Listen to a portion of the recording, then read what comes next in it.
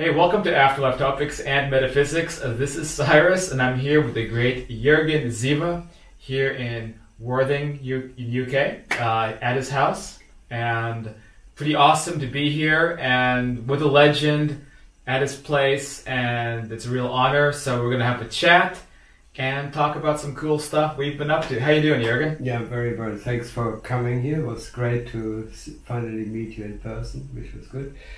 The good thing about with Cyrus and myself is that our experiences are very congruent, aren't they? And we tend to sort of bounce off on each other and confirm our experience, and therefore I think we're creating a much better picture of the afterlife reality, which we sort of both experience via out-of-body experiences.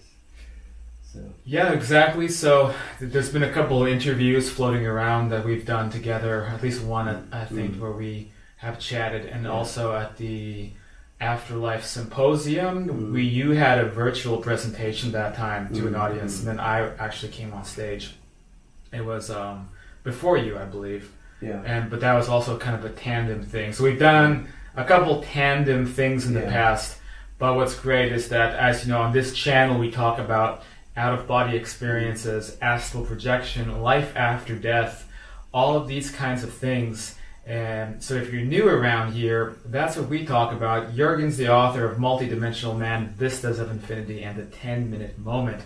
And very prominent, very well known in this area. And so I often reference Jurgen's work because what we talk about on Afterlife Topics is trying to get into the kind of the nuts and bolts, the accurate information about what basically, how the whole multidimensional thing works, where we go, where our consciousness goes. And I know this provides a lot of comfort to people who are still caught up in the spell of materialism, who think that we're just made of meat and we go back to the ground and that's all there is, So there's a lot of stuff I could ask you, but I do have a question that's popped into my mind, and it's that here in the UK, where you live, and how long have you been living here? Since 1975. Oh my! And how long have you had this beautiful house? Oh, this one only about 14 years. Okay. 14 years, yeah. So living in the UK, do you notice that there is a lot of kind of like hard-boiled English materialism? People don't want any of this spiritual mumbo-jumbo, or do you notice is it more open-minded? Well, it's difficult to say really, but I noticed that over the last sort of 10 years at least, the mind sort of opened a bit more. But when I came to England, of course, I found there was a lot more written material about spiritualism than there was in Germany. So that points to the fact that England has always been a little bit more open, perhaps, than Germany. In Germany, sort of in the last few years, it has opened up a little bit more, But I kept all my experiences secret until 2008 because I didn't want to come across as a lunatic. Because most people wouldn't buy the stuff, even friends. They thought, it's just Jurgen dreaming. He's been dreaming. Right, and isn't that an issue a lot of people have when they think that they will be perceived this way or they'll get that criticism? And this keeps a lot of people from going public about their spiritual experiences, their out-of-body experiences. Something that I have noticed is a lot of people have these experiences, but they're afraid to share them. So like the work that I do, or Afterlife Topics, or the community, is that it gives a way for people to talk about these things.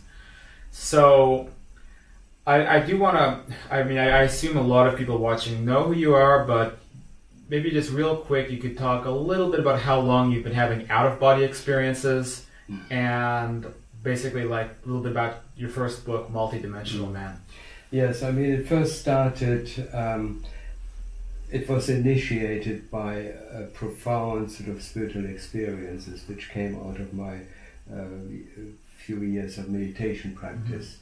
And this spiritual experience triggered because during this experience I had a depersonalization. I suddenly realized that I was not just my physical body, and that seemed to have opened up my mind And sure enough, shortly after that, I had my first out-of-body experience, but I had no idea what was going on.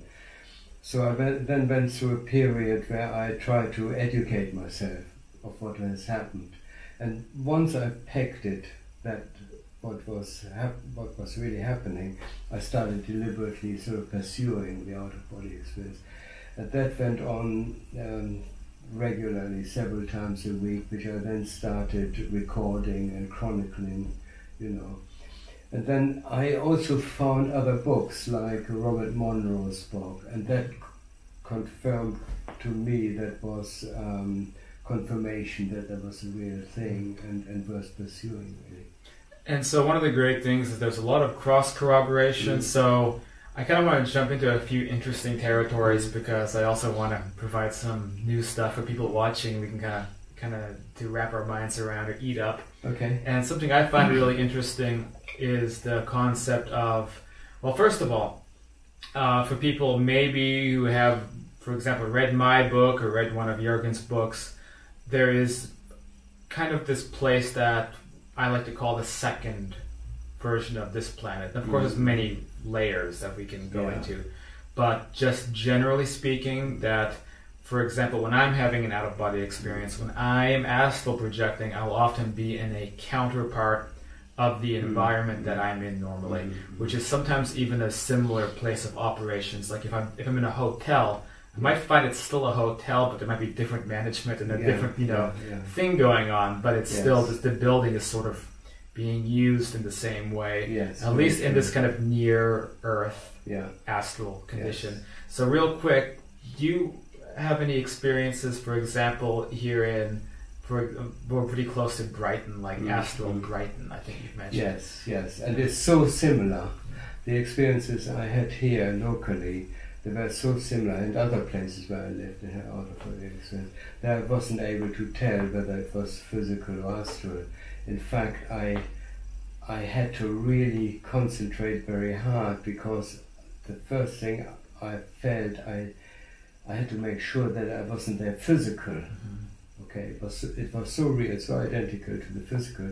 So I invented the Hobart Test, you know, which was basically, if I could lift up in the air and stay there, then I knew this was an astral experience.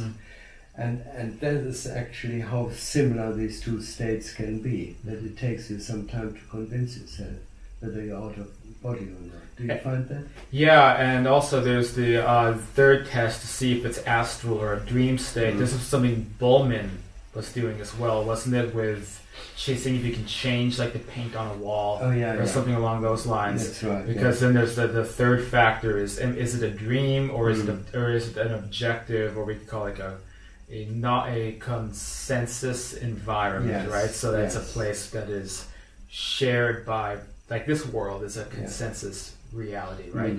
Or is it consensus? Yes. Because it is shared by millions of souls. A dream might just be, you know, one person, one soul that's creating it. Does that make sense, or is that right? Yes, a dream. There's interesting work being done with regard to this.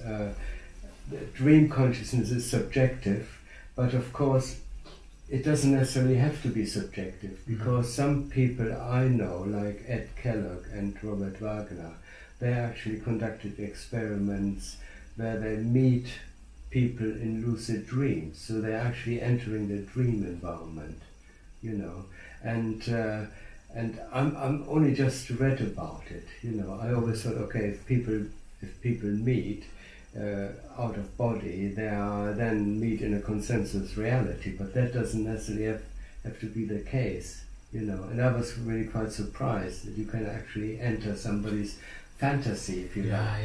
You know, and that's really quite. So what I came to find, or what I think from talking to people in my experiences, is that people go into these fantasies as like a hobby. So they want to create an environment, and so it's a bit like the film Inception. You've seen Inception, right? So on that side, people have the normal mental ability, I think, to create those. I think subjective is a good term to use, but it's like, I also call it a demi-plane sometimes. So it's not a full plane of existence. It's one that you've there's a bit more like the Star Trek holodeck.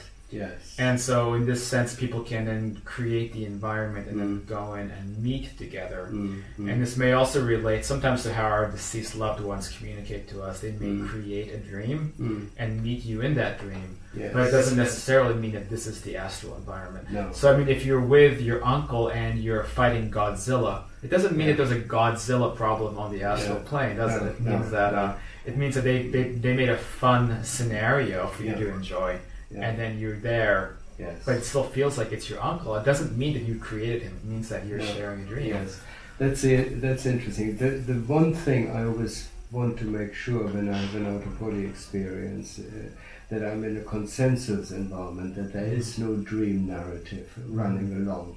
You know, is that I try to dismantle the dream narrative. And the way I do that is as soon as I become lucid, I look either at my hands or I focus on the ground. I pick up a bit of grass and study it until it becomes crystal clear, and then the here and now reality emerges, and anything that was lucid dream content or dream narrative, that just sort of evaporates, that falls away, and then I'm in a here and now reality which is just as physical as this one, and then I know I'm in an astral level. And then I start sort of so basically it's the same thing when I am also projecting. You have to make sure that there's you're distinguishing between those states. You don't want to be in a subjective dream and then interpreting this as a shared reality. But something interesting is that when somebody is on that side and they're a dreamer, it's almost like they're sleepwalking or having hallucinations. Is that something that you experience? Absolutely. I find, for example, people dreamers, they look like you find daydreamers in this reality. They're slightly sort of absent-minded. Do you find that? It's a lot like if you know somebody who's in and out of sleep and they are babbling to themselves and it doesn't make a lot of sense. It seems to be the same phenomenon, except now it's people wandering around like this. So is this something people on this earth astral level, this kind of middle astral plane that people experience as sleepwalkers and people just babbling to themselves? It seems like it might be a bit weird. Yeah, I think that's a curious thing, really, because I found when I go into an astral equivalent of let's say London or a big town, there's a lot of activity, there's a hive of activity, and I find that dreamers who populate the town of London, let's say they're asleep and they're populating it, to them it's all real, they're acting out as if they're real, and so I have actually interacted with people on a bus, who were having an argument, and I knew they were actually sleepers, they were dreamers, but they were awake without being actually lucidly awake. But their astral environment had become their dream environment to them, so they acting quite normally. But on the other hand, I've also found that people who are not in an interaction, they are sort of seem to be in a dream state, like a kind of trance. And I think what is happening here is that they are processing their own dream content, which they are carrying with them on the astral plane. So they're not clear about where they are. They're just living in their projected world, their dream world with their fantasies, which may be superimposed on top of the astral. But for, let's say, somebody who's not a dreamer, let's say somebody who is crossed over and lives on that side, and they're interacting with people who are dreaming, this must get a bit frustrating, I bet, because you're talking like somebody's in their own world or in their own mind, and they're like a sleepwalker. And they're just kind of going, they like, imagine we're in your garden and somebody walks by talking to himself. Well, it's a bit like, maybe like we see sometimes people here who are, have mental health issues and they might be talking to themselves. Do you think it's like that? Well, I think what is happening when people interact, for example, I've been to to parties with my family who are still alive. Yeah. Okay, and I talk to them. To them, they probably don't even remember it, because most dreams are almost switched off the moment people wake up. So so if I were to talk to them and say, "Oh, do you remember last night we met at this party with our parents," and things like that, they may not even know about it. Well, there's another aspect of this as well, which is that there can be sort of what I call an astral parallel self, or which you could also say is part of your higher self, which could have a life on that side. It has full memory when on that side, not in a dream state, but we don't carry that back with us. Yes. So I can meet living people here who are living on that side, and they have a whole life, and it's not a dream, it's not something that they're hallucinating, but they're fully conscious, they have a life, but they also have a part of their consciousness here, and when they're here they don't remember it, but on that side they have full memory of the life here. So it's weird, you know. Anything like this? Yeah, I think going back to the party I had with my living brothers and my dead parents and grandmother, we had this very beautiful, profound party. My take on this was that they interacted freely as from the higher self point, self-identification with the dead relatives, without them realizing consciously that they were interacting with their dead relatives, because that reality level was totally real. Okay, so they were not dreaming. The moment interaction takes place between the living and the dead, let's say, there's a conscious awareness of it. But they're not aware necessarily that they have got a body which is asleep in bed, which is the case. People like us, when we have an out-of-body experience, we know very well that we are asleep, you know, that we are conscious here. You know, that's the main difference, I think. It is, well, what I wrote in my books is that for me it can be like I have a parallel life happening. When I'm projecting, suddenly I'm conscious of being me and that parallel life at the same time. And as a result, for people I'm with, it can be jarring, because it's like my consciousness swaps between myself here and this parallel self. So I could be engaged in an activity on the astral side when suddenly I become aware of myself as me from this world, and I actually forget what I'm doing, because I'm like, why am I holding this spatula or something, because suddenly I'm conscious of this version of me, and I forget who this person is next to me. The person next to me will say, "Oh, you astral projecting again, Cyrus, you forgot who I was." So this was a really weird discovery when I put those pieces together. Yes, it can be very, very confusing, because I had an experience not so long ago where I was becoming conscious on the astral level as I was walking through a door and into a corridor. That was the first time I became conscious that I was in an out-of-body state. But then I met a group of people who I was actually teaching, and they have been in my class way before I became conscious of being there. And so the thing is that we do lead double lives, of which we are not normally aware, and then we can have the crossover point where we suddenly become aware of our double life during an out-of-body state, and then everything makes sense, you know, we know the people, you know, and everything makes sense. And then you can bring back the memory of this parallel life. And presumably when you die, then you get the full memory back of this other life you've been having. Now, some people have wondered, then why do people have welcoming parties when people die? When people have near-death experiences, it's like everybody, you know, Grandma and Uncle Joe and everybody came to see me, if we already have a memory of a life on that side. So some people have written in because they're confused about that. Do you have any ideas about that? The welcoming committee, I think what's happening is that people welcome them permanently. You know, that they know, okay, that people can see us whenever they want to, because they can always contact us via our astral body. Our astral body is always available to them, unlike their body is not available available to us here on the physical level. But when we die and finally transfer all our waking consciousness solidly into the other world, that's a big event to them, because then they have our full divided attention, and then they know we're not going to mourn about it the rest of the time when we're not astrally conscious, you know, that we're missing them and so on. And I think it's that is the thing that takes place. That's why we're celebrating, while they're having a welcoming committee, you know.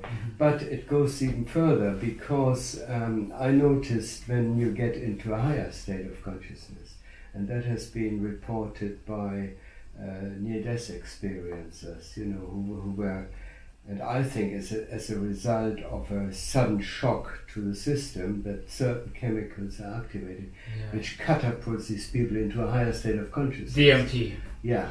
And I think they have got basically a peak experience at the moment of death. Yeah. So they get into this higher state of consciousness, and suddenly they have got this clarity, this feeling of heaven. They meet angelic beings, you know, and so very often what can happen when I enter this state of consciousness during meditation, during the deep meditation, on a couple of occasions, I have been fully aware, entering into this higher state of consciousness, and suddenly there was a welcoming committee in the form of angels. Okay. Okay, yeah. And they were all, and there was quite a large group, you know, welcoming me with song, you know, and it sounds preposterous, but there is actually a celebration taking place when a human being, as human beings, we are normally trapped into our three-dimensional consciousness. When we burst out into the reality of our higher selves, that is a cause for celebration, you know. And it's the same if somebody is living on the astral plane and they go up to a higher astral plane. I guess this is what you're referring to, right? And then these are sometimes, because there's sometimes discrepancies in the sense people will say, how I don't believe your experiences are real, Cyrus, because I read Michael Newton or some such book, and then people's past life regression shows that they're in like crystal cities and everybody looks like you know, some kind of a non-human form, and it's this completely different environment, and it doesn't sound at all like astral London. So the explanation would be that there's just there's these other gradients of levels that we can probably be in simultaneously, but similar to when we go to the astral level. For the first time we fully connect to that side, then there's attention brought on us and like a welcoming party. And then if we go to a level beyond that, it's also a welcoming party, because now we're fully there. So it's about fully getting to a place. Yes, and that and when consciousness sort of gets closer, I always call it the home state of consciousness, our original state, our unity consciousness. That's where we feel most at home. You know, and I always found I knew I get closer to the state of consciousness the more I felt at home, you know. And very often people with near-death experience, they felt they're coming home and they're missing home and things like that. And that is a very powerful experience, and there is a sort of celebratory aspect to it, you know, because you experience more of your unity consciousness, you know, and you'd instinctively drawing other consciousness into your field, you know, and so there is this recognition of unity from other people, and they welcome it. Okay, so you become part of this new club, if you like, but you become conscious of it now. So that is, every time this happens, there is generally an expansion in consciousness generally in mankind, you know. Because, and that's why I find it's so important that people meditate and try to activate these higher states of consciousness, because that will reflect back to the general consciousness, to the consensus of our human consciousness. So carrying on from that, but while there are these other gradients that go higher and higher, many people, we do find ourselves in this kind of earthly equivalent. And so something that is interesting to me is the historical ability to be able to find places on that side that are the more authentic version of a place that is here. Yeah. So, for example, I was in the capital of Ethiopia a couple of months ago, and the city itself is not that interesting because it is a lower economic area, but it's not like the city's thousands of years old, and yet there is not really like any architecture, anything that is interesting from dating back to the history of that location. But when I went out of body and I was in the capital of Ethiopia, like it was stone terraces and temples and all types of things that date back easily, to the founding of that society. Yeah. And it's this very, very dynamic and beautiful and ancient place, Yes. which was really, really interesting to me. Yes. And it was very, very much populated by people dating back probably hundreds of years Yes. who have been living there. So it was like stepping into the real version of Addis Ababa, Ethiopia, and then leaving that state, coming back to the kind of dreary earth plane interpretation. So has this been your experience? Absolutely. I think the first thing I would say is, on the astral plane, reality is more indestructible in lots of ways. It's more permanent. So if you get architectural features from 2000 years ago, which were established with a lot of energy and a lot of sort of positive, celebratory sort of culture, high culture sort of energy, they carry much more power, much more energy, and they are more easily maintained then by the astral inhabitants. So we find structures over there which you can be thousands of years old, and we will find them in their prime state. A little bit like people often report when people die, let's say they're 80 years old or 90, they revert back to their prime state when they were in their 30s, And I think that's true with the astral counterpart of a culture which has been very strong, very energized, that they are maintained much more solidly than they would be here on Earth, where they're subject to cultural changes, war, revolution, and the environmental effects, So I'm not surprised that you've seen it. I've seen it myself. Yeah, also you have been able to document historical things by going into kind of Akashic type experiences to get understand how people dressed a certain way and things of that nature as well, right? Yes, that's the other thing. Of course, you can also go into parallel realities which are recorded in the Akashic records, and by doing so you can actually go back in time, and as we were discussing earlier, it feels just as real, as the astral part you went into, which may be a contemporary establishment, of Addis Ababa, and you can equally go into a period which may be 2,000 years older than that, or 1,000 years younger, because these realities, are existing simultaneously because they are data sets, and you can walk around in these realities, and you can interact with people who decided to stay in these areas, or who visited. Now, what if somebody, for example, I was mentioning Ethiopia, Addis Ababa, maybe there's a 1,000-year-old emperor from that realm. How is it that we would still see them there if they have moved on into these higher realms of existence above the earthly astral? Is it possible for them to come back to that prior place to be able to address the people that they know, or that they have some kind of status in that environment, or are they permanently moved beyond that type of realm? Can people move? Well, that's a really interesting thing. I think that's where I have to agree with Tom Campbell. Tom Campbell sees things as a virtual reality. For example, this 1,000-year-old emperor, whose higher self may be not in direct contact with it, This is really something I'm still trying to work out. It's so complicated, because at one stage I thought, what's happening with all these different realities? How can you possibly best understand it? How can you put it into a mind frame which makes it plausible to exist simultaneously as well as concurrently, you know?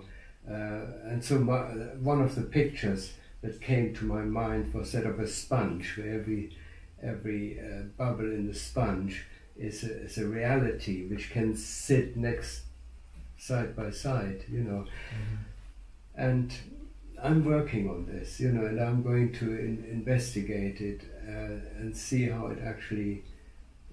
I don't know. What are your thoughts on this? Well, I mean, I think that if somebody is on a higher, so-called higher plane, especially when we go into, because I don't just use out-of-body work to understand this side. I listen to physical mediums, Leslie Flint, proper channeled material, silver birch, these types of sources. So, like, what I do is I put it all together and find, for the most part, it's all consistent if it's good material. So, I think that if you've ascended into a plane above or beyond the normal astral plane, I don't think there's anything stopping somebody from coming back to that, if you want to call it lower or just denser environment, or be in both places at the same time. So, but I think what is not possible is to go from that lower environment to be able to go higher if you're not psychically ready to be able to do that yet, right? So so it's like you can go from the top and come back,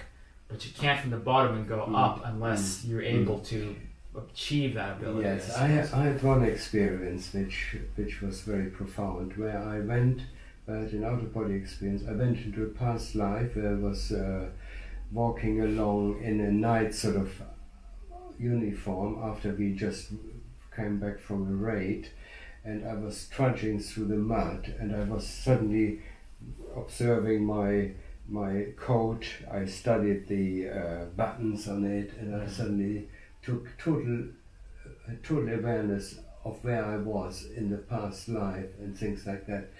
And I took note of the person trudging through the mud, that he was slightly depressed and didn't know what, you know, and he was quite miserable. But he was not aware that I was actually observing him. He was not aware of my higher self, let's say, of my out-of-body state, observing him. So I couldn't influence him either. I couldn't say, oh, look, to go do this way or that way, you know.